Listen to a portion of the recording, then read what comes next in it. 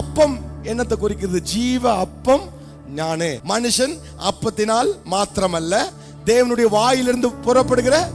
அப்போ தேவனுடைய அன்றன்றைக்குள்ளதான வசனம் உங்களுக்கு வேணும்.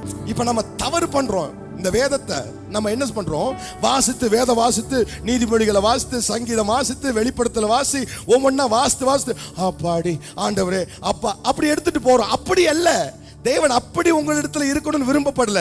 என்ன விருப்பப்படுறாருன்னா, என் பிள்ளை இந்த நாளுக்கு என்ன செய்யணுங்கிறத ஏற்கனவே தேவனுடைய சமூகத்திலிருந்து திட்டங்களை வாங்கி கொண்டு அந்த நாளில் செயல்பட வேண்டும் என்று ஆண்டவர் விரும்புகிறார். நீங்க அப்படி செஞ்சா மட்டும்தான் தேவராஜ்யத்தை கட்ட முடியும். நீங்க தேவராஜ்யத்தை கட்டுருவீங்கன்னு சொல்லி ஆண்டவர் உங்களை நம்புறாரு. இந்த உலகத்தில் இருக்கிற அம்பானியை நம்பல, உலகத்தில் இருக்கிற பில் கேட்ஸை நம்பல, எலான் மஸ்க் அவனை நம்பல, அற்பமா இருக்கிற உங்களையும் என்னையும் நம்புறாரு. அவன்லாம் கெட்ட மாட்டான்னு தெரிஞ்சு என் பிள்ளை நிச்சயமா என்னுடைய ஊழியத்தை, என் ராஜ்யத்தை இந்த உலகத்துல அவன் கெட்டுவான் அப்படி நம்பி அவன் நமக்கு கொடுத்திருக்கிற இந்த மகா மேன்மையான பொறுப்பை நான் ஒருபோதும் இனி தட்டி கழுக்க மாட்டேன்.